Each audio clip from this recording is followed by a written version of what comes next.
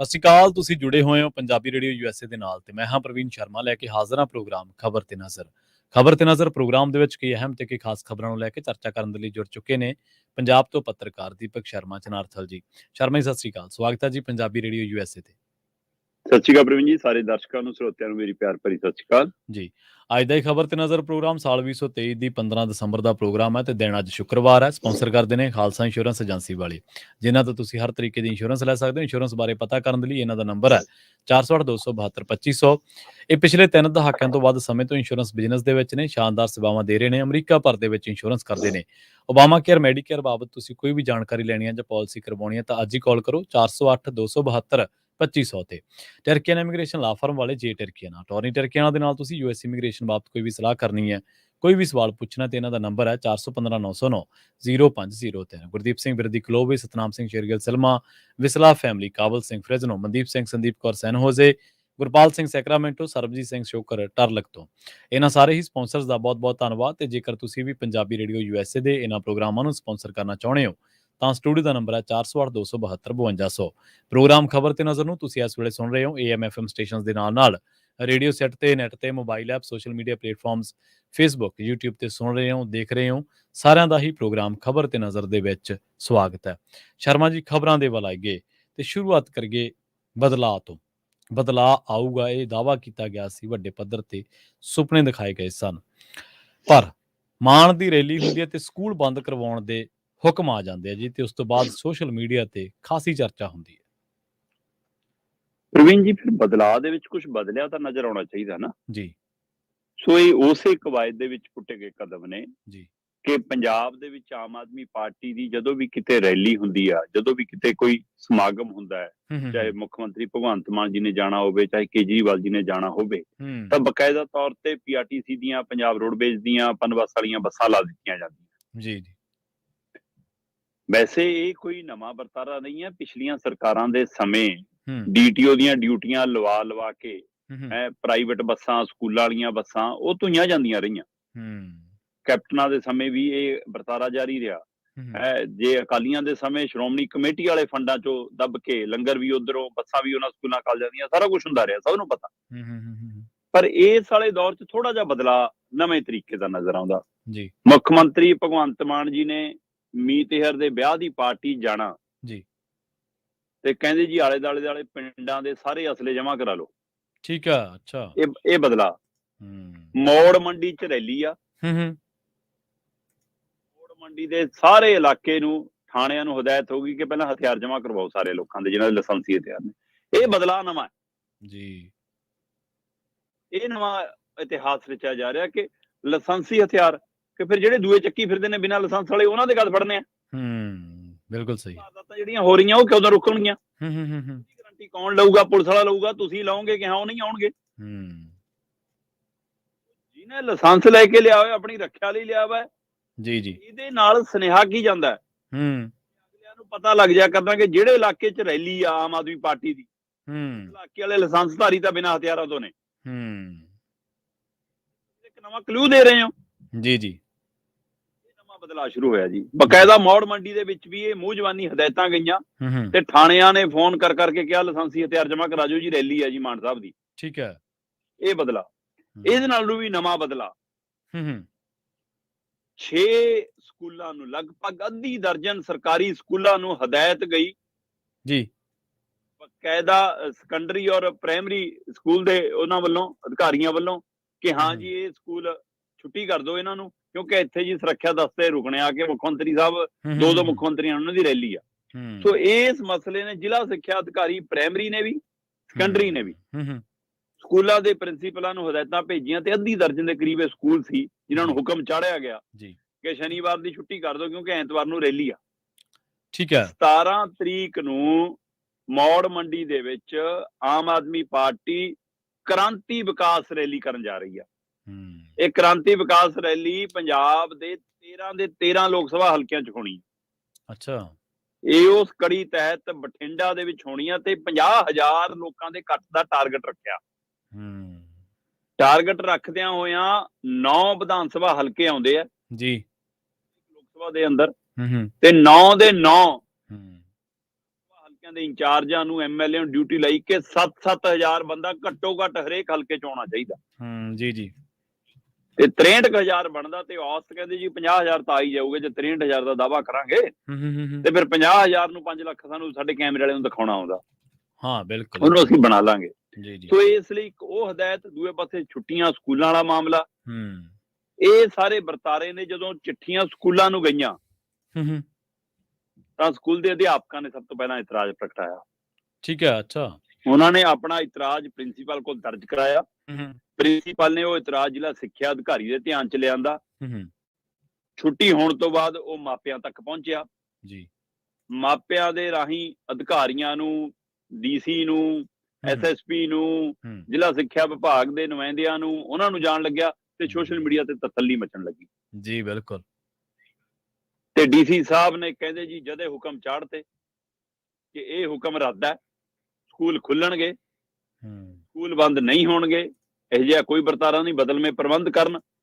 ਤੇ ਦੋਹਾਂ ਸਿੱਖਿਆ ਅਧਿਕਾਰੀਆਂ ਨੂੰ, ਸੈਕੰਡਰੀ ਨੂੰ ਵੀ ਪ੍ਰਾਇਮਰੀ ਨੂੰ ਵੀ ਨੋਟਿਸ ਜਾਰੀ ਕਰਤਾ, ਕਾਰਨ ਦੱਸੋ ਨੋਟਿਸ, ਕਿ ਕਿਹਦੇ ਹੁਕਮਾਂ ਤੇ ਤੁਸੀਂ ਇਹ ਕੀਤੀ ਕਾਰਵਾਈ। ਸੋ ਜੀ ਡੀਸੀ ਸਾਹਿਬ ਨੇ ਆਪਣਾ ਕੰਮ ਕਰਕੇ ਸਕੂਲ ਦੁਬਾਰਾ ਖੁੱਲਦੇ ਕਰਤੇ, ਕਿਉਂਕਿ ਸ਼ਨੀਵਾਰ ਨੂੰ ਮਾਪਿਆਂ ਨਾਲ ਮਿਲਣੀ ਸਮਾਗਮ ਹੈ ਸਕੂਲਾਂ 'ਚ, ਤੇ ਸਕੂਲ ਕਹਿੰਦੇ ਅਸੀਂ ਕਿਵੇਂ ਰੱਦ ਕਰ ਦਈਏ। ਤੇ ਇਹ ਸਾਰੇ ਘਟਨਾਕ੍ਰਮ ਨੇ ਬਦਲਾਅ ਦਾ ਇੱਕ ਨਵੀਂ ਤਸਵੀਰ ਲਿਆਂਦੀ, ਪਰ ਇਹਦੇ ਪਿੱਛੇ ਲੁਕਮਾ ਪਹਿਲੂ ਹੈ ਪ੍ਰਵੀਨ ਜੀ। ਜੀ ਪਹਿਲੂ ਇਹ ਹੈ ਕਿ ਰੈਲੀ ਹੈਗੀ ਆਮ ਆਦਮੀ ਪਾਰਟੀ ਦੀ, ਠੀਕ ਹੈ, ਰੈਲੀ ਹੈਗੀ ਪੰਜਾਬ ਸਰਕਾਰ ਦੀ। ਉਸ ਰੈਲੀ ਨਾਲ ਸਿੱਖਿਆ ਵਿਭਾਗ ਦਾ ਕੀ ਸੰਬੰਧ, ਸਿੱਖਿਆ ਅਧਿਕਾਰੀਆਂ ਦਾ ਕੀ ਸੰਬੰਧ? ਜੀ ਜੀ। ਕੀ ਅਧਿਕਾਰੀਆਂ ਨੂੰ ਆਪੇ ਚਾਹ ਚੜਿਆ ਕਿ ਆ ਜਾਓ ਸੁਰੱਖਿਆ ਗਾਰਡੋ, ਅਸੀਂ ਤੁਹਾਨੂੰ ਮਹਿਮਾਨ ਬਣਾ ਕੇ ਰੱਖਾਂਗੇ? ਉਹਨਾਂ ਨੇ ਆਪਣੇ ਆਪ ਹੀ, ਉਹਨਾਂ ਦਾ ਜੀ ਕੀਤਾ ਕਿ ਨਹੀਂ ਜੀ ਅੱਜ ਸਾਡੇ ਸਕੂਲ 'ਚ ਰੁਕ ਜਿਓ, ਉਹ ਆਪ ਚਲੇ ਗਏ ਜੀ, ਆਪੇ ਹੁਕਮ ਚੜਤਾ। ਹੋ ਹੀ ਨਹੀਂ ਸਕਦਾ ਕਿ ਉਹਨਾਂ ਨੂੰ ਫੋਨ ਦੀ ਘੰਟੀ ਨਾ ਖੜਕੀ ਹੋਵੇ। ਬਿਲਕੁਲ, ਇਹ ਤਾਂ ਹੈ ਸਰ, ਇਹ ਹੋ ਹੀ ਨਹੀਂ ਸਕਦਾ ਕਿ ਉਹਨਾਂ ਨੂੰ ਹੁਕਮ ਨਾ ਆਇਆ ਹੋਵੇ। ਔਰ ਇਹ ਵੀ ਹੋ ਸਕਦਾ ਹੁਕਮ ਬਾਇਆ ਡੀਸੀ ਆਇਆ ਹੋਵੇ, ਹੁਕਮ ਬਾਇਆ ਐਸਐਸਪੀ ਆਇਆ ਹੋਵੇ। ਇਹ ਵੀ ਹੋ ਸਕਦਾ ਹੈ ਜ਼ਿਲ੍ਹੇ ਦੇ ਸਿੱਧੇ ਵੱਡੇ ਅਧਿਕਾਰੀ ਸੈਕਟਰੀਏਟ ਦੇ ਵਿੱਚੋਂ ਆਇਆ ਹੋਵੇ, ਕਿ ਮੁੱਖ ਮੰਤਰੀ ਦੇ ਦਫ਼ਤਰੋਂ ਸਿੱਖਿਆ ਵਿਭਾਗ ਨੂੰ ਕਿਹਾ ਗਿਆ ਹੋਵੇ, ਸਿੱਖਿਆ ਮੰਤਰਾਲੇ ਨੂੰ ਕਿਹਾ ਗਿਆ ਹੋਵੇ, ਉਹਨੇ ਆਪਣੇ ਮੰਤਰੀਆਂ ਰਾਹੀਂ ਥੱਲੇ ਹੁਕਮ ਲਵਾਇਆ ਹੋਵੇ। ਇਹ ਹੋ ਹੀ ਨਹੀਂ ਸਕਦਾ ਜ਼ਿਲ੍ਹਾ ਸਿੱਖਿਆ ਅਧਿਕਾਰੀ ਆਪਣੇ ਆਪੇ ਫੈਸਲਾ ਲੈ ਜਾਣ। ਜੀ ਜੀ। ਟੰਗ ਦੋ ਪੰਚਾਇਤ ਅਧਿਕਾਰੀ ਜੀ, ਕਿਉਂਕਿ ਇਹਨਾਂ ਨੇ ਪੰਚਾਇਤ ਵਾਲਾ ਮਸਲਾ ਲੈ ਲਿਆ ਕਿ ਪੰਚਾਇਤਾਂ ਰੱਦ ਕਰਤੀਆਂ। ਉਹ ਇਹ ਛਾਲਾਂ ਸਰਕਾਰ ਮਾਰਦੀ ਸੀ, ਛਾਲਾਂ ਮੰਤਰੀ, ਮੁੱਖ ਮੰਤਰੀ ਮਾਰਦੇ ਸੀ ਕਿ ਅਸੀਂ ਹੁਣੇ ਪਿੰਡਾਂ 'ਚ ਸਰਪੰਚ ਆਪਣੇ ਬਣਾ ਲੈਣੇ ਤੇ ਟੰਗ ਤੇ ਮੁਲਾਜ਼ਮ। ਉਸੇ ਤਰ੍ਹਾਂ ਇਹ ਅਧਿਕਾਰੀ ਦੋ ਜਿਹੜੇ ਟੰਗੇ ਨੇ, ਸਭ ਨੂੰ ਸਮਝ ਆਉਂਦੀ ਆ ਕਿ ਜਿਹੜੇ ਹੁਣ ਕਾਰਨ ਦੱਸੋ ਨੋਟਿਸ ਜਾਰੀ ਕਰ ਰਹੇ ਨੇ, ਕਰਵਾ ਰਹੇ ਨੇ, ਇਹ ਉਹਨਾਂ ਦੇ ਕਿਹਾ ਤੇ ਹੀ ਹੋਇਆ ਸੀ। ਜੀ ਜੀ। ਹਥਿਆਰ ਜਮ੍ਹਾਂ ਕਰਾਉਣ ਵਾਲਾ ਫੈਸਲਾ ਜੀ, ਇੱਥੇ ਬੱਚਿਆਂ ਦਾ ਮਾਮਲਾ ਆ ਗਿਆ, ਮਾਪਿਆਂ ਦਾ ਆ ਗਿਆ, ਅਧਿਆਪਕਾਂ ਦਾ, ਤਿੰਨ ਚਾਰ ਕੜੀਆਂ ਜੁੜ ਗਈਆਂ, ਮੀਡੀਆ ਦੇ ਵਿੱਚ ਨਾਲ ਆ ਗਿਆ। ਪਰ ਜਿਹੜਾ ਅਜੇ ਲਾਇਸੈਂਸੀ ਹਥਿਆਰ ਜਮ੍ਹਾਂ ਕਰਾਉਣ ਦੇ ਹੁਕਮ ਨੇ, ਉਹ ਖਬਰਾਂ ਤਾਂ ਲੱਗਦੀਆਂ ਇੱਕਾ ਦੁੱਕਾ ਹੈ, ਗੱਲਬਾਤ ਇੱਕਾ ਦੁੱਕਾ ਹੁੰਦੀ, ਕੱਲਾ ਕਲਮ ਦਾ ਰੋਸ ਪ੍ਰਗਟਾਉਂਦਾ, ਪਰ ਇਹ ਜਨਤਕ ਅਜੇ ਸਾਹਮਣੇ ਨਹੀਂ ਆਉਂਦਾ। ਇਹ ਮਾਮਲਾ ਵੀ ਵੱਡਾ ਬਣ ਜਾਣਾ ਜਦੋਂ ਇਹ ਵਰਤਾਰਾ ਲਗਾਤਾਰ, ਮਤਲਬ ਜਿੱਥੇ ਵੀ ਮੁੱਖ ਮੰਤਰੀ ਸਾਹਿਬ ਨੇ ਜਾਣਾ, ਉੱਥੋਂ ਦੇ ਇਲਾਕੇ ਤੋਂ ਹੁਣ ਲਾਇਸੈਂਸੀ ਹਥਿਆਰ ਜਮ੍ਹਾਂ ਕਰਾਉਣ ਦੀ ਕਵਾਇਦ ਸ਼ੁਰੂ ਹੋ ਗਈ। ਉਹ ਇਸ ਰੈਲੀ 'ਚ ਵੀ ਹੋਈ ਤੇ ਪੀਆਰਟੀਸੀ ਦੀਆਂ ਬੱਸਾਂ ਵੀ 70 ਤੋਂ ਵੱਧ ਲਾਈਆਂ ਜਾ ਰਹੀਆਂ ਇਸ ਕੰਮ ਲਈ। ਉਦਣ ਫਿਰ ਸਵਾਰੀਆਂ ਖੱਜਲ ਖਵਾਰ, ਫਿਰ ਮਾਨ ਸਰਕਾਰ ਦੀ ਸੇਵਾ ਮੂੰਹ ਜ਼ਬਾਨੀ ਸਵਾਰੀਆਂ ਵੱਲੋਂ ਅੱਡਿਆਂ ਤੇ ਖੜ ਕੇ ਹੋਣੀ। ਸੋ ਇਸ ਲਈ ਇਹ ਇੱਕ ਨਵਾਂ ਪਹਿਲੂ ਆ, ਪਰ ਇਹਦੇ ਨਾਲ ਨਾਲ ਇੱਕ ਅਹਿਮ ਪਹਿਲੂ ਇਸ ਰੈਲੀ ਦਾ ਇਹ ਵੀ ਆ ਜੀ, ਇੱਧਰ ਕੇਜਰੀਵਾਲ ਜੀ ਔਰ ਮੁੱਖ ਮੰਤਰੀ ਭਗਵੰਤ ਮਾਨ ਜੀ ਆਪਣੇ ਵਿਕਾਸ ਕਾਰਜ ਕਰਾਉਣਗੇ, ਠੀਕ ਹੈ, ਉਧਰ ਇਹਨਾਂ ਦੇ ਪਾਜ ਢੇੜਨ ਦੇ ਲਈ ਇਸੇ ਖੇਤਰ ਦੇ ਵਿੱਚ ਪਹੁੰਚ ਰਹੇ ਨੇ ਜੀ ਨਵਜੋਤ ਸਿੰਘ ਸਿੱਧੂ, ਸੇਮ ਉਸੇ ਦਿਨ, ਠੀਕ ਹੈ। 17 ਤਰੀਕ ਨੂੰ ਮੌੜ ਮੰਡੀ 'ਚ ਆਮ ਆਦਮੀ ਪਾਰਟੀ ਦੀ ਕ੍ਰਾਂਤੀ ਵਿਕਾਸ ਰੈਲੀ ਆ, ਤੇ 17 ਦਸੰਬਰ ਨੂੰ ਇਹ ਮਹਿਰਾਜ ਪਿੰਡ ਦੇ ਵਿੱਚ ਨਵਜੋਤ ਸਿੰਘ ਸਿੱਧੂ ਰੈਲੀ ਨੂੰ ਸੰਬੋਧਨ ਕਰਨ ਜਾ ਰਹੇ ਨੇ। ਤੇ ਉਹ ਰੈਲੀ ਦੇ ਉੱਤੇ ਵੀ ਸਭ ਦੀ ਨਜ਼ਰ ਆ ਕਿ ਨਵਜੋਤ ਸਿੱਧੂ ਦੁਬਾਰਾ ਸਰਗਰਮ ਹੋਣਾ, ਇਹ ਵੀ ਇੱਕ ਪਹਿਲੂ ਆ ਜੀ। ਤੇ ਉਹ ਤੋਂ 2 ਦਿਨ ਬਾਅਦ 17 ਨੂੰ ਇਹ ਤੇ 19 ਨੂੰ ਉਸੇ ਮੌੜ ਮੰਡੀ ਦੇ ਵਿੱਚ ਅਕਾਲੀ ਦਲ ਦੇ ਯੂਥ ਵਿੰਗ ਵੱਲੋਂ ਇੱਕ ਵੱਡੀ ਰੈਲੀ ਰੱਖੀ ਗਈ ਆ, ਠੀਕ ਹੈ। ਇਹਦੇ ਨਾਲ ਵੀ ਆਪਸ 'ਚ ਇਹ ਹੁਣ ਜੋੜ ਘਟਾ ਕਰਕੇ ਦੇਖਿਆ ਜਾ ਰਿਹਾ ਕਿ ਇਹ ਸਾਰਾ ਕੁਝ ਬਠਿੰਡਾ ਇਲਾਕੇ ਦੇ ਵਿੱਚ ਵੱਡੀਆਂ ਸ਼ਕਤੀਆਂ ਦਾ ਆਉਣਾ, ਵੱਡੇ ਲੀਡਰਾਂ ਦਾ ਆਉਣਾ, 2-3 ਦਿਨਾਂ ਦੇ ਫਰਕ ਨਾਲ ਆਉਣਾ। ਸੋ ਇਹ ਮੁਕਾਬਲਾ ਵੀ ਮੰਨਿਆ ਜਾ ਰਿਹਾ ਆਪਸ ਦੇ ਵਿੱਚ। ਪਰ ਪੰਜਾਬ ਦੇ ਅੰਦਰ ਲੋਕ ਸਭਾ ਚੋਣਾਂ ਦਾ ਪਿੜ ਵੱਜ ਰਿਹਾ ਜੀ ਜੀ। ਇਹ ਸਾਰੇ ਢੰਗ ਤਰੀਕੇ, ਰੋਣੇ ਧੋਣੇ, ਫਿਕਰਮੰਦੀਆਂ, ਗੁਣਗਾਨ, ਇਹ ਸਾਰਾ ਕੁਝ 2024 ਲਈ ਆ। ਪਰ ਇਹ ਫਜ਼ੀਅਤ ਕਰਾ ਰਹੀ ਆ ਸਰਕਾਰ ਇਹੋ ਜਿਹੇ ਹੁਕਮ ਚੜ ਕੇ। ਇਹ ਸਰਕਾਰ ਦੇ ਹੁਕਮਾਂ ਤੋਂ ਬਿਨਾਂ ਕਿਸੇ ਅਧਿਕਾਰੀ ਨੂੰ ਖਾਜ ਨਹੀਂ ਹੁੰਦੀ ਕਿ ਕੋਈ ਪੰਗਾ ਲਵੇ। ਹੁਣ ਸਕੂਲ ਬੰਦ ਤੱਕ ਕਰਾਉਣ ਦੀਆਂ ਕਵਾਇਦਾਂ ਤੁਰ ਪਈਆਂ ਰੈਲੀ ਲਈ। ਬੇਸ਼ੱਕ ਲੋਕਾਂ ਦੇ ਰੋਸ ਮੂਰੇ ਉਹ ਫੈਸਲਾ ਵਾਪਸ ਲੈਣਾ ਪਿਆ। ਸ਼ਰਮਾ ਜੀ, ਇੱਕ ਗੱਲ ਦਾ ਜਵਾਬ ਦਿਓ ਕਿ ਕੀ ਪੰਜਾਬੀਆਂ ਦੇ ਕੰਨ ਸਿਆਸੀ ਰੈਲੀਆਂ ਤੋਂ ਗੂੰਜਦੇ ਸਪੀਕਰਾਂ ਦੇ ਉੱਤੇ ਹੀ ਮੁਨੱਸਰ ਹੋ ਗਏ ਆ ਕਿ ਇੱਕ ਚੋਣ ਦਾ ਰੌਲਾ ਪੈ ਕੇ ਨਹੀਂ ਹਟਦਾ, ਦੂਜੀ ਦਾ ਸ਼ੁਰੂ ਹੋ ਜਾਂਦਾ ਹੈ? ਕਿ ਕਦੇ ਮਸਲੇ ਐਡਰੈਸ ਹੁੰਦੇ ਆ, ਵਿਰੋਧੀ ਧਿਰਾਂ ਆਪਦਾ ਚੱਕ ਲੈਂਦੀਆਂ, ਸਰਕਾਰ ਆਪਦੀ ਤੂਤਨੀ ਵਜਾਈ ਜਾਂਦੀ ਹੈ, ਲੋਕਾਂ ਦੀ ਕਿਤੇ ਗੱਲਬਾਤ ਹੀ ਹੈ ਨਹੀਂ, ਜਾਂ ਤਾਂ ਨਾ ਤਾਂ ਕਿਸੇ ਵਿਰੋਧੀ ਧਿਰਾਂ ਕਿਸੇ ਸੰਘਰਸ਼ ਦੇ ਪਿੜ 'ਚ ਦਿਖਦੀਆਂ। ਉਹ ਤਾਂ ਤੁਸੀਂ ਜਿਵੇਂ ਜ਼ਿਕਰ ਕੀਤਾ, ਵੈਸੇ ਵੀ ਸੋਸ਼ਲ ਮੀਡੀਆ ਤੇ ਚਰਚਾ ਹੈ ਕਿ ਸੰਘਰਸ਼ੀ ਵੀ ਆ ਰਹੇ ਆ ਮੌੜ ਮੰਡੀ ਸਵਾਗਤ ਕਰਨ ਆਮ ਆਦਮੀ ਪਾਰਟੀ ਦਾ। ਸੋ ਕਿਹੜਾ ਜਿਹੜਾ ਇਸ਼ੂ ਹੈ ਇਹਨਾਂ ਧਿਰਾਂ ਨੇ, ਕੋਈ ਵਿਰੋਧੀ ਧਿਰਾਂ ਨੇ ਚੁੱਕਿਆ ਹੋਵੇ ਤੇ ਸਰਕਾਰ ਨੇ ਹੱਲ ਕੀਤਾ ਹੋਵੇ? ਸਿਆਸੀ ਕਾਵਾਂ ਰੌਲੀ ਜ਼ਰੂਰ ਹੈ ਸਿਆਸੀ ਸਟੇਜ। ਪ੍ਰਵੀਨ ਜੀ, ਜਦੋਂ ਸਿਆਸੀ ਰੈਲੀਆਂ ਹੁੰਦੀਆਂ ਜੀ ਤਾਂ ਉਸ ਰੈਲੀਆਂ 'ਚ ਦੋ ਤਰ੍ਹਾਂ ਦੇ ਲੋਕ ਆਉਂਦੇ ਆ। ਇੱਕ ਲੋਕ ਆਉਂਦੇ ਆ ਜਿਨ੍ਹਾਂ ਨੂੰ ਭਾੜੇ ਤੇ ਲਿਆਇਆ ਜਾਂਦਾ, ਦਿਹਾੜੀ ਤੇ ਲਿਆਂਦਾ ਜਾਂਦਾ। ਜੀ ਜਿਹੜੀ ਮਰਜ਼ੀ ਧਿਰ ਦੀ ਰੈਲੀ ਹੋਵੇ, ਮੈਂ ਇਹ ਗੱਲ ਹੀ ਨਹੀਂ ਕਰ ਰਿਹਾ ਕਿ ਇਹ ਅਕਾਲੀਆਂ ਦੀ ਰੈਲੀ, ਕਾਂਗਰਸ ਦੀ ਰੈਲੀ, ਹਰ ਸਮੇਂ ਏਦਾਂ ਹੁੰਦਾ ਰਿਹਾ। ਹਾਂ, ਪਰ ਰਵਾਇਤਾਂ ਉਹੀ ਪੁਰਾਣੀਆਂ ਹੀ ਆ, ਉਹ ਸਾਰਾ ਤਰੀਕਾ ਕਿਰਾਏ ਤੇ ਲਿਆਂਦੇ ਜਾਂਦੇ ਆ, ਚਾਹੇ ਉਹ ਦਿਹਾੜੀਦਾਰ ਮਜ਼ਦੂਰ ਹੋਣ, ਚਾਹੇ ਉਹ ਨਰੇਗਾ ਵਾਲੇ ਹੋਣ, ਚਾਹੇ ਬੇਰੁਜ਼ਗਾਰਾਂ ਨੂੰ ਕਹਿ ਕੇ ਕਿ ਤੁਹਾਨੂੰ ਨੌਕਰੀ ਲਵਾਵਾਂਗੇ, ਪਿੰਡਾਂ ਚੋਂ ਚੱਕ ਲਓ, ਜੋ ਮਰਜ਼ੀ ਹੋਵੇ। ਇਹ ਤਰੀਕਾ ਉਹ ਹੈ। ਜੀ ਦੂਜੇ ਜਿਹੜੀਆਂ ਭੇਡਾਂ ਹੁੰਦੀਆਂ ਨੇ ਉਹ ਆਉਂਦੀਆਂ ਨੇ, ਔਰ ਭੇਡਾਂ ਹਰੇਕ ਪਾਰਟੀ ਕੋਲ ਹੈਗੀਆਂ ਨੇ। ਜੀ ਉਹ ਇੱਥੇ ਚੰਡੀਗੜ੍ਹ ਦੇ ਵਿੱਚ ਅਸੀਂ ਦੇਖਦੇ ਰਹੇ ਹਾਂ, ਜਦੋਂ ਰੈਲੀਆਂ ਲਈ ਲਿਆਂਦਾ ਜਾਂਦਾ ਹੈ ਤਾਂ ਵਾਪਸ ਜਾਣ ਲੱਗੀਆਂ ਕਿਹੜੀਆਂ ਦੁਕਾਨਾਂ ਮੂਹਰੇ ਲਾਈਨਾਂ ਲੱਗਦੀਆਂ। ਬਿਲਕੁਲ। ਬੱਸ ਚੜਨ ਤੋਂ ਪਹਿਲਾਂ ਰੈਲੀ 'ਚ ਆਏ ਕ੍ਰਾਂਤੀਕਾਰੀ ਲੋਕ ਪਿੱਛੇ ਡਿੱਗੀ ਕੋਲ ਕੀ ਕਰਨ ਜਾਂਦੇ ਆ? ਹਾਂਜੀ ਬੱਸ ਦਾ ਡਿੱਗੀ ਦਾ ਢੱਕਣ ਖੋਲ ਕੇ ਸੀ ਬਣਾ ਕੇ ਉੱਥੋਂ ਆਪਣੇ ਮਤਲਬ ਕਿੱਥੇ ਕੀ ਲੈ ਕੇ ਜਾਂਦੇ, ਸਾਨੂੰ ਸਾਰਿਆਂ ਨੂੰ ਪਤਾ। ਹਾਂਜੀ ਬਿਲਕੁਲ।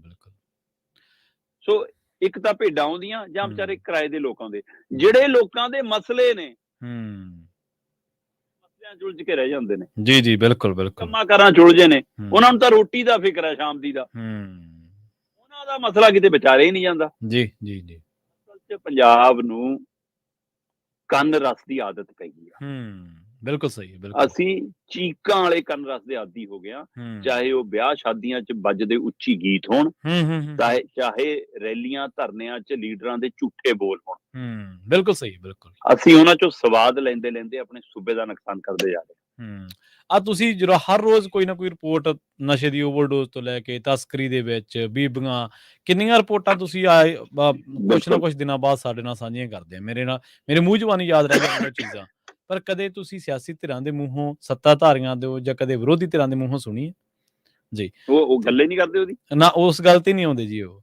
ਅਗਲੀ ਖਬਰ ਤੇ ਪਰ ਵਧੀਆ ਸ਼ਰਮਾ ਜੀ ਗੱਲ ਕਰੀਏ, ਬਿਜਲੀ ਹੋ ਜਾਣੀ ਹੈ ਕਹਿੰਦੇ ਮਹਿੰਗੀ, ਤੇ ਮੁਫਤ ਵਾਲਿਆਂ ਤੇ ਵੀ ਹੁਣ ਅਸਰ ਪਊਗਾ। ਪ੍ਰਵੀਨ ਜੀ, ਪਾਵਰਕਾਮ ਨੇ ਬਕਾਇਦਾ ਤੌਰ ਤੇ ਹਦਾਇਤ ਕੀਤੀ ਆ ਜੀ, ਸਿੱਧੇ ਰੂਪ ਦੇ ਵਿੱਚ ਸਰਕਾਰ ਨੂੰ ਲਿਖ ਕੇ ਭੇਜਿਆ ਕਿ ਸਾਡਾ ਨਹੀਂ ਸਰਦਾ, ਬੰਦ ਹੋ ਜਾਣਾ ਪਾਵਰਕਾਮ, ਫੇਰ ਨਾ ਕਿਉਂ, ਜੇ ਕੁਝ ਕਰਨਾ ਤਾਂ ਇਹਦਾ ਹੀਲਾ ਵਸੀਲਾ ਕਰੋ। ਜਿੱਦਣ ਦੀ ਕਹਿੰਦੇ ਜੀ ਪਾਵਰਕਾਮ ਦੀ ਸਥਾਪਨਾ ਹੋਈ ਆ, ਕਿਉਂਕਿ ਪਹਿਲਾਂ ਬਿਜਲੀ ਬੋਰਡ ਸੀਗਾ ਤੇ ਉਸ ਤੋਂ ਬਾਅਦ ਹੁਣ ਪਾਵਰਕਾਮ ਦੇ ਰੂਪ ਚ ਆ ਗਿਆ, ਤਰ੍ਹਾਂ ਨਾਲ ਪ੍ਰਾਈਵੇਟਕਰਨ ਹੋ ਗਿਆ, ਉਦਣ ਦੇ ਉਹ ਕਹਿੰਦੇ ਜੀ ਕਿ ਅਸੀਂ ਪਹਿਲੀ ਵਾਰ ਸਭ ਤੋਂ ਘੱਟ ਵਾਧਾ ਕਰ ਰਹੇ ਹਾਂ 11%। ਠੀਕ ਹੈ। ਤੇ ਸਾਡੀ ਮੰਗ ਹੈ 11% ਬਿਜਲੀ ਮਹਿੰਗੀ ਕੀਤੀ ਜਾਵੇ। ਤੇ ਇਹ ਸਾਡੀ ਲੋੜ ਹੈ। ਅੱਜ ਦੀ ਤਰੀਕ ਚ ਕਹਿੰਦੇ ਸਾਡਾ ਮਾਲੀਆ ਘਾਟਾ 6300 ਕਰੋੜ ਤੋਂ ਉੱਪਰ ਜਾ ਰਿਹਾ। ਤੇ ਜੇ ਤੁਸੀਂ ਮਾੜਾ ਮੋਟਾ 11% ਵਾਧਾ ਕਰ ਦੋਗੇ ਤਾਂ ਅਸੀਂ 23-24 ਤੱਕ ਜਾਂਦੇ 5300 ਕਰੋੜ ਦੇ ਘਾਟੇ ਤੱਕ ਆਵਾਂਗੇ। ਤੇ ਮਾਲੀਆ ਘਾਟਾ ਸਾਡਾ ਪੂਰਾ ਕਰੋ। ਪਰ ਹੁਣ ਬਿਜਲੀ ਮਹਿੰਗੀ ਹੋਣੀ, ਵੈਸੇ ਤਾਂ ਅਜੇ ਮੂਰੇ ਪੰਚਾਇਤੀ ਚੋਣਾਂ ਪਈਆਂ, ਉਸ ਤੋਂ ਬਾਅਦ ਨਗਰ ਨਿਗਮ ਚੋਣਾਂ ਦੀ ਵੀ ਚਰਚਾ, ਤੇ ਨਾਲ ਇਹ ਅਸਲੀ ਸਰਕਾਰਾਂ ਲਈ ਸਭ ਤੋਂ ਅਹਿਮ ਹੈ ਲੋਕ ਸਭਾ ਚੋਣ। ਇਸ ਲਈ ਇਹ ਵਾਧੇ ਦੀ ਪ੍ਰਵਾਨਗੀ, ਠੀਕ ਹੈ, 6 ਰੁਪਏ ਮਾਫ ਕਰਨਾ 65 ਪੈਸੇ ਪ੍ਰਤੀ ਯੂਨਿਟ ਤੱਕ ਵਾਧੇ ਦੀ ਉਮੀਦ ਹੈ ਕਿ 65-70 ਪੈਸੇ ਪ੍ਰਤੀ ਯੂਨਿਟ ਕੀਮਤ ਚ ਵਾਧਾ ਹੁੰਦਾ ਜੇ 11% ਦੀ ਰੇਟ ਵਧਿਆ। ਜੀ। ਸੋ ਇਸ ਵਾਧੇ ਨੂੰ ਅਜੇ ਸਰਕਾਰ ਲੋਕ ਸਭਾ ਚੋਣਾਂ ਤੱਕ ਕਰਾਉਣ ਦੇ ਵਿੱਚ ਮੈਨੂੰ ਲੱਗਦਾ ਰੋਕ ਕੇ ਰੱਖੂਗੀ ਕਿ ਨਾ ਕਰੀਏ। ਪਰ ਸਵਾਲ ਇਹ ਹੈ ਕਿ ਵਾਧਾ ਅੱਜ ਹੋਵੇ, ਵਾਧਾ 2 ਮਹੀਨੇ ਨੂੰ ਹੋਵੇ, ਵਾਧਾ 3 ਮਹੀਨੇ ਨੂੰ ਹੋਵੇ, ਗਲ ਕਿਹਦੇ ਪੈਣਾ? ਸਰਕਾਰ ਦੇ। ਮੁੱਖ ਮੰਤਰੀ ਸਾਹਿਬ ਛਾਤੀ ਠੋਕ ਕੇ ਕਹਿੰਦੇ ਆ ਪਿਛਲਿਆਂ ਦਾ ਵੀ ਪੈਸਾ ਤਾਰ ਰਹੇ ਆ, ਆਪਣੀ ਵਾਲੀ ਸਬਸਿਡੀ ਸਮੇਂ ਸਿਰ ਦੇ ਰਹੇ ਆ। ਹੂੰ, ਦੱਸੋ ਜੀ, ਦੇ ਰਹੇ ਆ ਨਾ? ਜੀ ਜੀ ਸਬਸਿਡੀ ਦੇ ਪੈਸੇ ਮਿਲ ਰਹੇ ਆ ਸਮੇਂ ਸਿਰ? ਉਹ ਕਹਿੰਦੇ ਹਾਂ ਜੀ ਮਿਲ ਰਹੇ ਆ। ਹੂੰ, ਕਿ ਪਹਿਲੇ ਵਾਲੇ ਪੈਸੇ ਜਿੰਨੇ ਕ ਰਹਿ ਗਏ ਸੀ ਤੇ ਜਿਹੜੇ ਦੇ ਗਏ ਸੀ ਪਹਿਲੇ, ਹੂੰ, ਕੈਪਟਨ ਅਮਰਿੰਦਰ ਸਿੰਘ ਨੇ ਆਪਣੇ ਝੋਲੇ ਚੋਂ ਕੱਢ ਕੇ ਦਿੱਤੇ ਸੀ, ਹੂੰ, ਹੂੰ, ਹੂੰ, ਬਾਦਲ ਸਾਹਿਬ ਨੇ ਆਪਣੇ ਬੋਝੇ ਚੋਂ ਕੱਢ ਕੇ ਦਿੱਤੇ ਸੀ। ਹੂੰ, ਉਹਦਾ ਮੱਥਾ ਟੇਕਣ ਲੱਗੇ ਸਿਕਿਉਰਿਟੀ ਗਾਰਡ ਨੂੰ ਕਹਿੰਦੇ ਕਿ ਫੜਾਈ ਪੈਸੇ। ਜੀ ਸੋ ਇਸ ਲਈ ਉਹ ਆਪਣੇ ਪੱਲਿਓਂ ਦਿੰਦੇ ਸੀ। ਜੇ ਹੁਣ ਮਾਨ ਸਾਹਿਬ ਕਹੀ ਜਾਂਦੇ ਆ ਕਿ ਮੈਂ ਮੋੜ ਤੇ ਪੈਸੇ ਜੀ ਸਬਸਿਡੀ, ਬਿਜਲੀ ਸਬਸਿਡੀ ਵਾਲੇ ਅਸੀਂ ਸਮੇਂ ਸਿਰ ਅਦਾ ਕਰ ਰਹੇ ਹਾਂ, ਮਾਨ ਸਾਹਿਬ ਘਰੋਂ ਲਿਆਉਂਦੇ ਆ? ਹੂੰ, ਕਿੱਥੋਂ ਆਉਂਦੇ ਆ? ਸਤੋਜ ਪਿੰਡ ਤੋਂ ਆਉਂਦੇ ਆ ਪੈਸੇ ਜੀ ਜਾਂ ਜੀ ਕੇਜਰੀਵਾਲ ਦੇ ਘਰੋਂ ਆਉਂਦੇ ਆ? ਹੂੰ, ਪੈਸਾ ਪੰਜਾਬ ਦਾ ਹੈ। ਜੀ ਜੀ ਤੇ ਹੁਣ ਤੁਸੀਂ ਇਹ ਜਚਾ ਰਹੇ ਹੋ ਕਿ ਜੀ ਜੇ ਬਿਜਲੀ ਮਹਿੰਗੀ ਹੋ ਗਈ ਫਿਕਰ ਨਾ ਕਰਿਓ ਪੰਜਾਬ ਵਾਲਿਓ, ਹੂੰ, ਮੁਫਤ ਬਿਜਲੀ ਵਾਲਿਆਂ ਨੂੰ ਮੁਫਤ ਬਿਜਲੀ ਮਿਲੂਗੀ। ਹੂੰ, ਜੀ ਮੁਫਤ ਵਾਲਿਆਂ ਤੇ ਵੀ ਬੋਝ ਪਊਗਾ, ਜੀ ਜੀ ਜੀ ਪਰ ਸਿੱਧਾ ਬੋਝ ਜਿਨ੍ਹਾਂ ਤੇ ਪੈਣਾ, ਹੂੰ, ਹੂੰ, ਜਿਹੜੇ ਅੱਜ ਦੀ ਤਰੀਕ 'ਚ ਬਿੱਲ ਦੇ ਰਹੇ ਨੇ। ਠੀਕ ਹੈ। ਉਹਨਾਂ ਦੇ ਵਿੱਚ ਦੋ ਤਰ੍ਹਾਂ ਅਹਿਮ ਤੌਰ ਤੇ ਨੇ। ਹੂੰ, ਹੂੰ, ਸਾਡੀ ਇੰਡਸਟਰੀ, ਹੂੰ, ਇੱਕ ਸਾਡੇ ਦਫ਼ਤਰ, ਦੁਕਾਨਦਾਰ, ਇਹ ਸਾਰਾ ਕੁਝ ਪ੍ਰਾਈਵੇਟ ਜਿਨ੍ਹਾਂ ਦੇ ادارے ਹੈ ਨਾ। ਜੀ ਜੀ ਸੋ ਸਾਰੇ ਹੁਣ ਇਹਦੇ ਵਿੱਚੋਂ ਕਹਿੰਦੇ ਜੀ ਇੰਡਸਟਰੀ ਤੇ ਬੋਝ ਪੈਣਾ। ਹੂੰ, ਇੰਡਸਟਰੀ ਵਾਲੇ ਕਹਿੰਦੇ ਜੀ ਇਕੱਠੇ ਹੋ ਜਾਓ, ਯੂਨੀਅਨ ਵਾਲੇ ਇਕੱਠੇ ਹੋ ਜਾਓ, ਆਹ ਹੋ ਜਾਓ। ਹੂੰ, ਦੁਕਾਨਦਾਰ, ਪ੍ਰਾਈਵੇਟ ਕੰਪਨੀਆਂ, ਹੂੰ, ਹੂੰ, ਇੰਡਸਟਰੀ ਨੂੰ ਕਦੇ ਨਾ ਕਦੇ ਫੇਰ ਵੀ ਸਹੂਲਤ ਮਿਲ ਜਾਂਦੀ ਹੈ ਕਿ ਸ਼ਾਮ ਨੂੰ ਚਲਾਓਗੇ ਜੀ ਤਾਂ ਇੰਨੀ ਸਸਤੀ, ਰਾਤ ਨੂੰ ਚਲਾਓਗੇ ਤਾਂ ਜੀ ਆਹ ਸਹੂਲਤ। ਹੂੰ, ਦਫ਼ਤਰ ਵਾਲੇ ਜਿਹੜੇ ਚੰਗੀਆਂ ਰਿਟਰਨਾਂ ਫਾਈਲ ਕਰਦੇ ਨੇ, ਚੰਗਾ ਭਰਦੇ ਨੇ, ਜਾਂ ਬੜੇ ਦੁਕਾਨਦਾਰ, ਬੜੇ ਸ਼ੋਰੂਮ, ਉਹਨਾਂ ਦਾ ਬਿੱਲ 5000 ਆਵੇ ਜਾਂ 7000 ਆ ਜਾਵੇ, ਕੋਈ ਫਰਕ ਨਹੀਂ ਪੈਣ ਲੱਗਿਆ। ਜੀ ਜੀ ਪਰ ਜਿਹੜਾ ਪਿੰਡ, ਸ਼ਹਿਰ, ਕਸਬੇ 'ਚ ਵਿਚਾਰਾ ਇੱਕ ਲਾਟੂ ਬਾਲ ਕੇ ਦੁਕਾਨ ਚਲਾਉਂਦਾ ਹੈ, ਉਹ ਸ਼ਾਮ ਤੱਕ 10 ਗਾਹਕ ਭੁਗਤਾਉਣੇ, ਉਹਨਾਂ ਚੋਂ 8 ਕਹਿੰਦੇ ਕਾਪੀ ਤੇ ਲਿਖ ਲਈ, ਉੱਥੇ ਪੈਣਾ। ਜੀ ਬਿਲਕੁਲ ਬਿਲਕੁਲ ਬਿਲਕੁਲ ਤੇ ਉਹਨਾਂ ਦੀ ਕਦੇ ਗੱਲੇ ਨਹੀਂ ਹੁੰਦੀ। ਨਹੀਂ ਹੁੰਦੀ, ਬਿਲਕੁਲ ਸਹੀ ਆ। ਦੁਕਾਨਦਾਰ ਦੀ, ਛੋਟੀ ਧਿਰ ਦੀ, ਛੋਟੀ ਇੰਡਸਟਰੀ ਦੀ, ਛੋਟੇ ਕਿਰਤ ਕਰਨ ਵਾਲੇ ਕੰਮਾਂ ਦੀ, ਜਿਹੜਾ ਆਰਥਿਕ ਤੌਰ ਤੇ ਕਿਰਤ ਦੇ ਮਾਮਲੇ 'ਚ, ਕਮਾਈ ਦੇ ਮਾਮਲੇ 'ਚ ਛੋਟਾ ਹੈ, ਕੰਮ ਦੇ ਮਾਮਲੇ 'ਚ ਕੋਈ ਛੋਟਾ ਨਹੀਂ ਹੁੰਦਾ। ਸੋ ਉਹਨਾਂ ਦੇ ਉੱਤੇ ਜਿਹੜਾ ਅਸਰ ਪੈਣਾ, ਜਿਹਨੂੰ ਇਹ ਲੱਗਦਾ ਕਿ ਆਪਾਂ ਨੂੰ 300 ਯੂਨਿਟ ਮਾਫ ਹੈ, ਇਹਦਾ ਕੋਈ ਅਸਰ ਨਹੀਂ ਜੀ।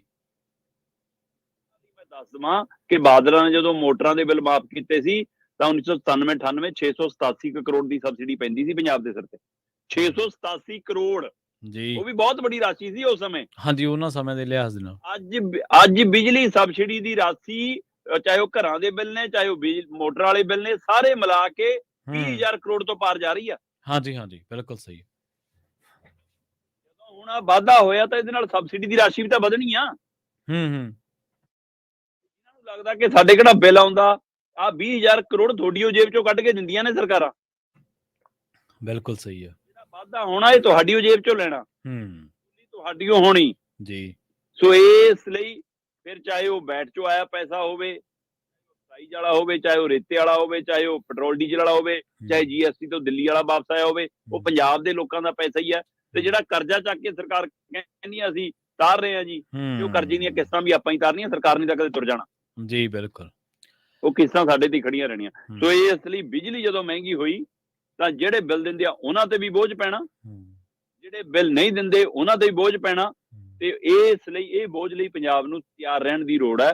ਅਸਲ ਦੇ ਵਿੱਚ ਚੰਨੀ ਹੋਰਾਂ ਨੇ ਜਦੋਂ ਦਰਾਂ ਘਟਾਈਆਂ ਤੇ ਉਹ ਤੋਂ ਬਾਅਦ ਜਦੋਂ ਹੁਣ ਇਹਨਾਂ ਨੇ ਮੁਫਤ ਬਿਜਲੀ ਵਾਲਾ ਫਾਰਮੂਲਾ ਬਿਲਕੁਲ ਲਾਗੂ ਕੀਤਾ, ਉਹ ਤੋਂ ਬਾਅਦ ਪਾਵਰਕਾਮ ਦੀ ਹਾਲਤ ਬਹੁਤ ਪਤਲੀ ਹੁੰਦੀ ਜਾ ਰਹੀ ਆ, ਔਰ ਇੱਧਰ ਸਾਡੀ ਸਬਸਿਡੀ ਦਾ ਬੋਝ ਲਗਾਤਾਰ ਵੱਧਦਾ ਜਾ ਰਿਹਾ, ਦੋਵੇਂ ਪਾਸੇ ਨੂੰ ਪੰਜਾਬ ਫਿਸ ਰਿਹਾ। ਜੀ, ਸ਼ਰਮਾ ਜੀ, ਸਿਆਣੇ ਕਹਿੰਦੇ ਆ ਕਿ ਚਾਹੇ ਖਰਬੂਜਾ ਚਾਕੂ ਤੇ ਡਿੱਗੇ ਤੇ ਚਾਹੇ ਚਾਕੂ ਖਰਬੂਜੇ ਤੇ ਡਿੱਗੇ, ਕੱਟਿਆ ਖਰਬੂਜਾ ਹੀ ਜਾਂਦਾ। ਹਾਂਜੀ, ਚਾਹੇ ਤੁਸੀਂ ਬੱਸ ਤੇ ਚੜ ਜਾਓ, ਚਾਹੇ ਬੱਸ ਤੁਹਾਡੇ ਤੇ ਚੜ ਜਾਏ, ਟਿਕਟ ਤੁਹਾਡੀ ਲੱਗਣੀ ਹੈ। ਇਹ ਗੱਲ ਸਾਨੂੰ ਯਾਦ ਰੱਖਣੀ ਚਾਹੀਦੀ ਹੈ। ਮੁੱਖ ਮੰਤਰੀ ਸਾਹਿਬ ਕਹਿ ਰਹੇ ਨੇ DC ਤੇ SSP ਦੇ ਰਿਪੋਰਟ ਕਾਰਡ ਬਣਾਉਣੇ ਸ਼ੁਰੂ ਕੀਤੇ ਨੇ ਤੇ 75 ਦਿਨਾਂ ਬਾਅਦ, ਹਰ 75 ਦਿਨਾਂ ਬਾਅਦ ਕਲਾਸ ਲੱਗੂਗੀ ਜੀ। 2.5 ਮਹੀਨੇ ਕਹਿ ਸਕਦੇ, 2.5 ਮਹੀਨੇ ਬਾਅਦ, ਸਵਾ ਕੁ ਮਹੀਨੇ, ਸਵਾ ਕੁ 2 ਮਹੀਨੇ, ਸਵਾ ਕੁ 2 ਮਹੀਨਿਆਂ ਬਾਅਦ ਜੀ। ਸੋ ਇਹ ਪ੍ਰਵੀਨ ਜੀ ਅਹਿਮ ਪਹਿਲੂ ਇਹ ਹੈ ਕਿ ਪਿਛਲੇ ਦਿਨੀ ਵਿਭਾਗਾਂ ਨਾਲ, ਅਧਿਕਾਰੀਆਂ ਨਾਲ ਸਰਕਾਰ ਨੇ ਬੈਠਕ ਕੀਤੀ, ਮੁੱਖ ਮੰਤਰੀ ਸਾਹਿਬ ਨੇ ਖੁਦ ਬੈਠਕ ਕੀਤੀ, ਪੰਜਾਬ ਭਵਨ 'ਚ ਲੰਮੀਆਂ ਬੈਠਕਾਂ ਚੱਲੀਆਂ। ਜੀ। ਉਸ ਸਮੇਂ ਵੀ ਪ੍ਰਸ਼ਾਸਨਿਕ ਔਰ ਪੁਲਿਸ ਅਧਿਕਾਰੀਆਂ ਨੂੰ ਮੁੱਖ ਮੰਤਰੀ ਸਾਹਿਬ ਨੇ ਕਿਹਾ ਸੀ ਕਿ ਮੈਂ ਕੋਈ ਡੈਰੀ ਡੂਰੀ ਨਹੀਂ ਲਾਈ ਅਜੇ ਤੁਹਾਡੀ, ਠੀਕ ਹੈ, ਮੈਂ ਤੁਹਾਡਾ ਕੋਈ ਰਿਪੋਰਟ ਕਾਰਡ ਤਿਆਰ ਨਹੀਂ ਕਰਦਾ, ਪਰ ਮੈਨੂੰ ਮਜਬੂਰ ਨਾ ਕਰਿਓ, ਮੈਨੂੰ ਕੰਮ ਚਾਹੀਦਾ, ਮੈਨੂੰ ਕੰਮ ਜਿਹੜਾ ਵੀ ਤੁਹਾਨੂੰ ਟਾਸਕ ਮਿਲਦਾ ਉਹ ਸਮੇਂ ਹੱਦ 'ਚ ਪੂਰਾ ਚਾਹੀਦਾ। ਤੇ ਹੁਣ ਕਹਿੰਦੇ ਜੀ ਕਹਿ ਦਿੱਤਾ ਗਿਆ ਕਿ ਮਹੀਨਾਵਾਰ ਦਰ ਮਹੀਨਾ ਜੀ। ਹਰ ਡੀਸੀ ਦੀ, ਹਰ ਐਸਐਸਪੀ ਦੀ, ਹਰ ਉੱਚ ਅਧਿਕਾਰੀ ਦੀ ਹੂੰ। ਇੱਕ ਰਿਪੋਰਟ ਤਿਆਰ ਹੋਇਆ ਕਰੇਗੀ ਔਰ ਰਿਪੋਰਟ ਚੀਫ ਸੈਕਟਰੀ ਕੋਲ ਆਇਆ ਕਰੇਗੀ। ਜੀ। ਚੀਫ ਸੈਕਟਰੀ ਉਹਦੀ ਸਮੀਖਿਆ ਕਰਨ ਤੋਂ ਬਾਅਦ ਉਸ ਦਾ ਫਾਈਨਲ ਰੂਪ ਬਣਾ ਕੇ ਪੂਰਾ ਰਿਪੋਰਟ ਕਾਰਡ ਮੁੱਖ ਮੰਤਰੀ ਸਾਹਿਬ ਦੇ ਮੇਜ਼ ਤੇ ਰੱਖਿਆ ਕਰੇਗਾ ਜੀ, ਤੇ ਜੀ। ਮੁੱਖ ਮੰਤਰੀ ਸਾਹਿਬ ਫਿਰ ਉਸ ਰਿਪੋਰਟ ਕਾਰਡ ਦੇ ਆਧਾਰ ਤੇ ਹੂੰ। ਹਰ 75 ਦਿਨਾਂ ਬਾਅਦ ਡੀਸੀਆਂ ਦੀ ਵੱਖਰੀ, ਐਸਐਸਪੀਆਂ ਦੀ ਵੱਖਰੀ ਮੀਟਿੰਗ ਲਿਆ ਕਰਨਗੇ ਠੀਕ ਹੈ। ਤੇ ਉਹਦੇ ਵਿੱਚ ਫਿਰ ਜਿਨ੍ਹਾਂ ਦੇ ਉੱਤੇ ਸਵਾਲੀਆ ਚਿੰਨ੍ਹ ਹੋਏਗਾ ਉਹਨਾਂ ਤੋਂ ਜਵਾਬ ਪੁੱਛਿਆ ਜਾਏਗਾ ਕਿ ਤੁਸੀਂ ਆਹ ਸਮਾਂ ਹੱਦ 'ਚ ਰਹਿੰਦੇ ਕੰਮ ਕਿਉਂ ਨਹੀਂ ਕੀਤਾ, ਇਹ ਕੰਮ 'ਚ ਖੜੋਤ ਕਿਉਂ ਆਈ, ਇਹ ਕੰਮ ਸਿਰੇ ਕਿਉਂ ਨਹੀਂ ਲੱਗਿਆ। ਸੋ ਉਹਦੀ ਰਿਪੋਰਟ ਦੇ ਵਿੱਚ ਜੇਕਰ ਕਹਿੰਦੇ ਤਸੱਲੀ ਵਕਤ ਜਵਾਬ ਨਹੀਂ ਮਿਲਦਾ ਜੀ, ਜੀ। ਫਿਰ ਸਰਕਾਰ ਐਕਸ਼ਨ ਵੀ ਲੈ ਸਕਦੀ ਹੈ। ਸੋ ਜੇਕਰ ਇਹ ਲੋਕ ਖੇਤੀ ਸਮਾਜਿਕ ਕੰਮਾਂ ਲਈ, ਲੋਕਾਂ ਦੇ ਛੋਟੇ ਛੋਟੇ ਕੰਮਾਂ ਲਈ, ਜਿਵੇਂ ਮੋਟਰਸਾਈਕਲ ਵਾਲੀ ਹੁਣ ਵੀਡੀਓ ਬਣਵਾ ਕੇ ਚਲਵਾਈ ਸਰਕਾਰ ਨੇ ਕਿ ਦੇਖੋ ਜੀ ਮੋਟਰਸਾਈਕਲ ਅਸੀਂ ਵਾਪਸ ਲਿਆਂਦਾ ਬਾਬੇ ਦਾ, ਠੀਕ ਹੈ, ਉਸ ਨੂੰ ਪੂਰਾ ਇਸ਼ਤਿਹਾਰੀ ਕਲਿੱਪ ਬਣਾ ਕੇ ਚਲਾਇਆ। ਸੋ ਇਸ ਤਰ੍ਹਾਂ ਦੇ ਕਾਰਜ ਜਦੋਂ ਸਰਕਾਰ ਕਰਦੀ ਆ ਤਾਂ ਉਹਨਾਂ ਦੀ ਤਾਰੀਫ ਤਾਂ ਹੁੰਦੀ ਆ, ਪਰ ਮਾਨ ਸਾਹਿਬ ਨੂੰ ਇਹ ਵੀ ਪਤਾ ਕਿ ਪੰਜਾਬ ਦੇ ਥਾਣਿਆਂ ਦੇ ਵਿੱਚ ਇਕੱਲਾ ਇੱਕੋ ਮੋਟਰਸਾਈਕਲ ਨਹੀਂ ਖੜਾ ਸੀ, ਹਜ਼ਾਰਾਂ ਇਹੋ ਜਿਹੇ ਵਾਹਨ ਖੜੇ ਨੇ, ਸਾਈਕਲ, ਸਕੂਟਰੀ, ਮੋਟਰਸਾਈਕਲ, ਐਕਟਿਵੇ ਤੋਂ ਲੈ ਕੇ ਕਾਰਾਂ, ਟਰੱਕ ਤੱਕ ਜੀ, ਜੀ, ਜੀ, ਜੀ, ਖੜੇ ਹੀ ਕਾਗਜ਼ਾਂ 'ਚ ਗਲ ਗਏ। ਬਿਲਕੁਲ ਸਹੀ ਦਿਖ ਰਿਹਾ ਇੰਜਣ, ਟਾਇਰ ਟੂਰ ਸਭ ਕੱਢ ਕੇ ਕਿਵੇਂ ਵਿਕ ਜਾਂਦੇ ਨੇ, ਸਭ ਪਤਾ। ਇਹ ਐਕਸ਼ਨ ਤੁਸੀਂ ਲਿਆ ਕਿ ਜੀ ਬੀਬਾ ਜੀ ਸੁਣੋ, ਬਾਬਾ ਜੀ ਦਾ ਮੋਟਰਸਾਈਕਲ ਪਹੁੰਚਦਾ ਕਰੋ, ਉਦੋਂ ਨੇ ਤੁਸੀਂ ਇਹ ਹੁਕਮ ਕਿਉਂ ਨਹੀਂ ਦਿੱਤਾ ਕਿ ਮੈਨੂੰ ਪੰਜਾਬ ਦਾ ਸਾਰਾ ਹਿਸਾਬ ਦਿਓ ਭਾਈ, ਕਿਹੜੇ ਕਿਹੜੇ ਥਾਣੇ 'ਚ ਕੀ ਖੜਾ, ਮੈਨੂੰ 3 ਦਿਨਾਂ 'ਚ ਕਲੀਅਰ ਚਾਹੀਦਾ। ਸਾਰੀ ਕਲੀਅਰ ਹੋ ਸਕਦੇ ਸੀ। ਟੈਂਪੂ ਇੱਕ ਮੋਟਰਸਾਈਕਲ ਲੱਦ ਸਕਦਾ, ਉਹਦਾ ਟੈਂਪੂ ਹੋਰਾਂ ਲਈ ਵੀ ਹੈਗੇ ਨੇ, ਸਾਰਾ ਕੁਝ ਲੱਦ ਕੇ ਘਰਾਂ 'ਚ ਪਹੁੰਚ ਸਕਦਾ ਸੀ। ਜੀ ਬਿਲਕੁਲ ਸਹੀ ਹੈ। ਸੋ ਇਸ ਲਈ ਉਮੀਦ ਕਰਦੇ ਹਾਂ ਕਿ ਇਹ ਮੀਟਿੰਗ ਜਿਹੜੀ 75 ਦਿਨਾਂ ਬਾਅਦ ਹੋਵੇ, ਉਹ ਇਹੋ ਜਿਹੇ ਕੰਮਾਂ ਦੀ ਸਮੀਖਿਆ ਲਈ ਹੋਵੇ ਕਿ ਭਾਈ ਕਰੋ ਸਫਾਇਆ, ਜੇ ਕਰਨਾ ਮਾਮਲੇ ਨਿਬੇੜਨੇ ਆ ਤਾਂ ਨਿਬੇੜੋ, ਪਹਿਲਾਂ ਦੱਬੀ ਕਿਉਂ ਬੈਠੇ ਹੋ, ਕਿੱਥੋਂ ਕਿੱਥੋਂ ਝਾਕ ਰੱਖਦੇ ਹੋ, ਕਿੱਥੋਂ ਕਿੱਥੋਂ ਲੈ ਲੈਂਦੇ ਹੋ। ਸੋ ਇਸ ਲਈ ਆਸ ਜਾਗੀ ਹੈ ਜੀ ਇਸ ਕਿ ਮੁੱਖ ਮੰਤਰੀ ਸਾਹਿਬ ਐਕਸ਼ਨ ਮੋਡ 'ਚ ਆਉਣ। ਮੈਂ ਤਾਂ ਚਾਹੁੰਦਾ ਕਿ ਹਰ ਮਹੀਨੇ ਬਾਅਦ ਇੱਕ ਮੀਟਿੰਗ ਹੋ ਜਾ ਕਰੇ। ਫਿਰ ਵੀ ਇਹਨਾਂ ਨੇ ਸਵਾ ਕੁ 2 ਮਹੀਨੇ ਬਾਅਦ 75 ਦਿਨਾਂ ਬਾਅਦ ਰੱਖੀ ਹੈ ਤੇ ਅਧਿਕਾਰੀਆਂ ਨੇ ਕਹਿੰਦੇ ਜੀ ਆਪਣੀ ਡਾਇਰੀ ਬਣਾਉਣੀ ਵੀ ਸ਼ੁਰੂ ਕਰ ਲਈ ਹੈ ਤੇ ਇਸ ਹਵਾਲੇ ਨਾਲ ਕਿ ਤਾਂ ਕਿ ਸਾਨੂੰ ਜਵਾਬ ਦੇਣਾ ਪੈਣਾ, ਪਰ ਉਹ ਕੀ ਕਾਗਜ਼ੀ ਪੱਤਰੀ ਉਹ ਕੰਮ ਨਿਬੜ ਜਾ ਕਰਨਾ ਜਾਂ ਧਰਾਤਲ ਤੇ ਵੀ ਕੁਝ ਹਕੀਕਤ ਤੋਂ ਵਾਸਤਾ ਪਊਗਾ। ਸੋ ਇਹ ਦੇਖਣ ਵਾਲੀ ਗੱਲ ਹੋਗੀ, ਪਰ ਸਰਕਾਰ ਦੀ ਪਹਿਲ ਕਦਮੀ ਹੈ ਜੀ, ਇਹ ਤੋਂ ਆਸ ਰੱਖਣੀ ਵੀ ਚਾਹੀਦੀ ਹੈ। ਕਹਿਣਾ ਕਰਨਾ ਗੱਲ ਹੋਰ ਆ ਸ਼ਰਮਾ ਜੀ, ਅਮਲ ਦੇ ਵਿੱਚ ਉਹ ਚੀਜ਼ਾਂ ਨਜ਼ਰ ਆਉਣੀਆਂ ਇਹ ਗੱਲ ਹੋਰ ਆ। ਆਪਾਂ ਅੱਗੇ ਵੀ ਇਹ ਗੱਲ ਕਹਿਣੇ ਹੁੰਦੇ ਆ, ਸਰਕਾਰ ਦੇ ਹੁਕਮਾਂ ਦੇ ਸੰਦਰਭ ਦੇ ਵਿੱਚ ਆਪਾਂ ਇਹ ਗੱਲ ਵਰਤਦੇ ਹੁੰਦੇ ਹਾਂ। ਸ਼ਰਮਾ ਜੀ, ਜਦੋਂ ਕਿਸੇ ਬੰਦੇ ਨਾਲ ਧੱਕਾ ਹੋ ਜਾਂਦਾ ਨਾ ਸਮਾਜ ਦੇ ਵਿੱਚ, ਤੇ ਆਪਾਂ ਅਕਸਰ ਹੀ ਇਹ ਗੱਲ ਦੇਖਦੇ ਹਾਂ ਕਿ ਉਹ ਬੰਦਾ ਜੇ ਪੜ੍ਹਿਆ ਲਿਖਿਆ ਤਾਂ ਜੇਕਰ ਮਾਤੜ ਆਪਣੇ ਵਰਗਾ ਆਮ ਆ ਤੇ ਉਹ ਕਹਿੰਦਾ ਕੋਈ ਨਹੀਂ, ਤੈਨੂੰ ਕਾਨੂੰਨ ਦੀ ਕਚਹਿਰੀ 'ਚ ਦੇਖਾਂਗੇ, ਤੇ ਜਿਹੜਾ ਪੜ੍ਹਿਆ ਲਿਖਿਆ ਉਹ ਕਹਿੰਦਾ I will see you in the court. ਕਿ ਲੋਕਾਂ ਨੂੰ ਲੱਗਦਾ ਕਿ ਕੋਰਟ 'ਚ ਜਾ ਕੇ, ਅਦਾਲਤ 'ਚ ਜਾ ਕੇ ਜਦੋਂ ਅਸੀਂ ਆਪਣੀ ਗੱਲ ਰੱਖਾਂਗੇ ਤਾਂ ਸਾਨੂੰ ਇਨਸਾਫ ਮਿਲੂਗਾ। ਪਰ ਜੇਕਰ ਜਿਹੜੇ ਅਦਾਲਤਾਂ ਦੇ ਵਿੱਚ ਇਨਸਾਫ ਦੀ ਕੁਰਸੀ ਤੇ ਬੈਠੇ ਆ, ਜੇਕਰ ਉਹੀ ਕਹਿਣ ਕਿ ਸਾਨੂੰ ਨਿਆਂ ਨਹੀਂ ਮਿਲ ਰਿਹਾ, ਤਾਂ ਉਹ ਮੁਆਸ਼ਰੇ ਦੀ ਹਾਲਤ ਕਿਹੋ ਜਿਹੀ ਹੋਊਗੀ। ਔਰਤ ਜੱਜ ਹੈ ਜਿਨਸੀ ਸ਼ੋਸ਼ਣ ਦੇ ਮਾਮਲੇ ਦੇ ਵਿੱਚ ਇਨਸਾਫ ਦੀ ਉਡੀਕ ਦੇ ਵਿੱਚ। ਬਿਲਕੁਲ, ਬਹੁਤ ਮੰਦਭਾਗੀ ਔਰ ਪੀੜਦਾਇਕ ਖਬਰ ਹੈ ਜੀ ਕਿ ਇੱਕ ਮਹਿਲਾ ਜੱਜ ਭਾਰਤ ਦੇ ਚੀਫ ਜਸਟਿਸ ਨੂੰ ਲਿਖੇ ਜੀ ਕਿ ਜੀ ਮੈਨੂੰ ਸਨਮਾਨਜਨਕ ਮੌਤ ਦਾ ਹੁਕਮ ਸੁਣਾ ਦਿਓ, ਮੈਂ ਸਨਮਾਨਜਨਕ ਤਰੀਕੇ ਨਾਲ ਮਰੇ ਸਕਾਂ, ਕਿਉਂਕਿ ਮੈਂ ਤਾਂ ਆਪਣੀ ਜਿੰਦਾ ਲਾਸ਼ ਚੁੱਕੀ ਫਿਰ ਰਹੀ ਹਾਂ ਤੇ ਇਸ ਲਾਸ਼ ਦਾ ਵਜਨ ਹੁਣ ਮੇਰੇ ਤੋਂ ਹੋਰ ਢੋ ਨਹੀਂ ਹੁੰਦਾ। ਉੱਤਰ ਪ੍ਰਦੇਸ਼, ਯੂਪੀ ਦੇ ਬਾਂਦਰਾ ਜ਼ਿਲ੍ਹੇ ਵਿੱਚ ਤੈਨਾਤ ਹੈ ਜੀ ਮਹਿਲਾ ਜੱਜ ਵਜੋਂ। ਜੀ ਸੋ ਇਹ ਬੀਬੀ ਨੇ ਬਕਾਇਦਾ ਤੌਰ ਤੇ ਲਿਖਿਆ ਕਿ ਮੇਰੇ ਨਾਲ ਜਿਨਸੀ ਸ਼ੋਸ਼ਣ ਹੋ ਰਿਹਾ, ਮੇਰੇ ਨਾਲ ਮਾਨਸਿਕ ਸ਼ੋਸ਼ਣ ਹੋ ਰਿਹਾ ਤੇ ਮੇਰੀ ਕਿਤੇ ਵੀ ਸੁਣਵਾਈ ਨਹੀਂ ਹੋਈ। ਜੀ ਕਮੇਟੀਆਂ ਕੋਲ ਮਾਮਲੇ ਗਏ, ਕੋਰਟ ਦੇ ਕੋਲ ਐਪਲੀਕੇਸ਼ਨ ਗਈ, ਉਹ ਕਹਿੰਦੇ ਜੀ ਠੀਕ ਹੈ ਜੀ ਕਮੇਟੀ 'ਚ ਨਿਬੜਾ ਹੋ ਗਿਆ। ਕਹਿੰਦੇ ਜਿਹੜੀ ਕਮੇਟੀ ਬਣਾਈ ਉਹਦੇ ਵਿੱਚ ਉਹ ਬੰਦੇ ਵੀ ਬਿਠਾ ਲਏ ਜਿਨ੍ਹਾਂ ਦੇ ਉੱਤੇ ਦੋਸ਼ ਲੱਗੇ ਸੀ। ਇੱਥੋਂ ਤੱਕ ਦਾ ਵਰਤਾਰਾ ਵਾਪਰਿਆ ਤੇ ਆਖਰ ਉਹਨੇ ਫਿਰ ਚੀਫ ਜਸਟਿਸ ਨੂੰ ਲਿਖਿਆ, ਸੀਜੀਆਈ ਨੂੰ ਲਿਖਿਆ ਕਿ ਜੀ ਮੇਰੇ ਨਾਲ ਇਹ ਧੱਕਾ ਹੋ ਰਿਹਾ ਤੇ ਮੇਰਾ ਇਹਦੇ ਵਿੱਚੋਂ ਮੈਨੂੰ ਨਹੀਂ ਲੱਗਦਾ ਕਿ ਮੈਨੂੰ ਇਨਸਾਫ ਮਿਲ ਪਾਊਗਾ। ਸੋ ਜੀ ਤੋਂ ਲੋਕ ਇਨਸਾਫ ਦੀ ਉਮੀਦ ਨਾਲ ਜਾਂਦੇ ਨੇ, ਉਹ ਬੇਆਸ ਹੋ ਗਈ ਕਿ ਮੈਨੂੰ ਨਹੀਂ ਲੱਗਦਾ ਮੈਨੂੰ ਇਨਸਾਫ ਮਿਲੂਗਾ, ਇਸ ਲਈ ਮੈਨੂੰ ਮੌਤ ਮਰਨ ਦਾ ਹੀ ਮੈਨੂੰ ਹੁਕਮ ਸੁਣਾ ਦਿਓ। ਸੋ ਇਸ ਘਟਨਾ ਨੇ ਇੱਕ ਤਰ੍ਹਾਂ ਨਾਲ ਸਾਡੇ ਉਸ ਸਿਸਟਮ ਦਾ ਵੀ ਸੱਚ ਸਾਹਮਣੇ ਲਿਆਤਾ ਕਿ ਆਹ ਤਸਵੀਰ ਹੈ ਭਾਈ ਪਰਦੇ ਪਿੱਛੇ, ਮਤਲਬ ਕਿ ਮਰਦਾਨਗੀ ਆਹ ਸਾਬਤ ਕਰਦੀ ਹੈ ਕਿ ਅਸੀਂ ਮਰਦ ਆ। ਬਿਲਕੁਲ ਸਹੀ ਹੈ ਜੀ। ਆਹ ਸਾਡਾ ਕਿਰਦਾਰ ਹੈ, ਆਹ ਸਾਡਾ ਚਿਹਰਾ ਹੈ। ਉਸ ਔਰਤ ਦਾ ਹੁਣ ਮਰਦਾਂ ਪ੍ਰਤੀ ਕਿਹੋ ਜਿਹਾ ਵਿਵਹਾਰ ਹੋਊਗਾ ਕਿਹੋ ਜਿਹੀ ਭਾਵਨਾ ਹੋਊਗੀ, ਉਹ ਕੀ ਸਮਝਦੀ ਹੋਊਗੀ, ਇੱਥੋਂ ਅੰਦਾਜ਼ਾ ਲਾ ਲਓ ਜੀ। ਕੱਲ ਨੂੰ ਉਹ ਆਪਣੇ ਆਉਣ ਵਾਲੀਆਂ ਪੀੜ੍ਹੀਆਂ ਨੂੰ, ਆਉਣ ਵਾਲੇ ਬੱਚਿਆਂ ਨੂੰ ਹੂੰ। ਮਰਦਾਂ ਪ੍ਰਤੀ ਕੀ ਸੁਨੇਹਾ ਦੇ ਕੇ ਜਾਊਗੀ, ਇੱਥੋਂ ਅੰਦਾਜ਼ਾ ਲਾ ਲਓ। ਮਤਲਬ ਇਹ ਇੱਕ ਬੰਦੇ ਦੀ ਇੱਕ ਲਿਬੜੀ ਮੈਚ ਫਿਰ ਸਭ ਨੂੰ ਲਬੇੜਦੀ ਆ। ਹਾਂਜੀ, ਬਿਲਕੁਲ ਸਹੀ। ਇਹ ਉਹ ਹੈ।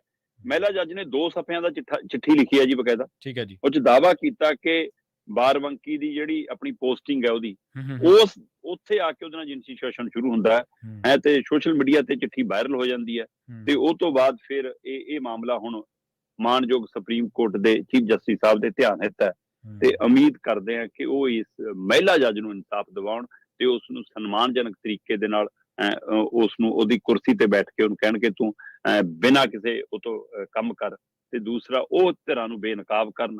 ਤੇ ਇਹ ਵੀ ਇਸ ਮਸਲੇ 'ਚ ਸਾਫ਼ ਹੋਣਾ ਚਾਹੀਦਾ ਕਿ ਕੀ ਮਹਿਲਾ ਦੀ ਆੜ 'ਚ ਕਿਤੇ ਕਿਸੇ ਨਾਲ ਕੋਈ ਧੱਕਾ ਤਾਂ ਨਹੀਂ।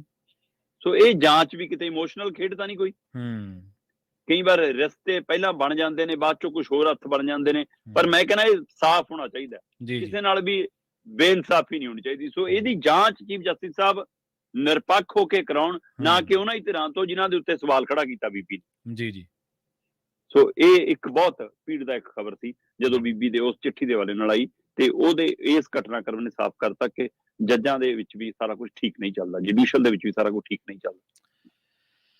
2023 ਦੇ ਵਿੱਚ ਹੀ ਸਾਡੇ ਜਿਹੜੇ ਕਾਨੂੰਨ ਮੰਤਰੀ ਸੀਗੇ ਰਜੀਜੂ, ਉਹਨਾਂ ਨੇ ਲੋਕ ਸਭਾ ਦੇ ਵਿੱਚ ਇਹ ਗੱਲ ਮੰਨੀ ਸੀ ਸ਼ਰਮਾ ਜੀ ਕਿ ਜੁਡੀਸ਼ੀਅਰੀ ਸਿਸਟਮ ਦੇ ਨਾਲ ਜੁੜੇ ਜੱਜਸ, ਉਹਨਾਂ ਦੇ ਹੋਰ ਅਮਲੇ ਫਾਲੇ ਦੇ ਖਿਲਾਫ 1600 ਤੋਂ ਵੱਧ ਸ਼ਿਕਾਇਤਾਂ ਮਿਲੀਆਂ ਨੇ ਸਾਨੂੰ, ਬਿਲਕੁਲ, ਜਿਹੜੀਆਂ ਕਿ ਉਹਨਾਂ ਦੀ ਬ੍ਰਾਈਬ ਦੇ ਨਾਲ ਜੁੜੀਆਂ ਨੇ, ਰਿਸ਼ਵਤਖੋਰੀ ਦੇ ਨਾਲ ਜੁੜੀਆਂ ਨੇ।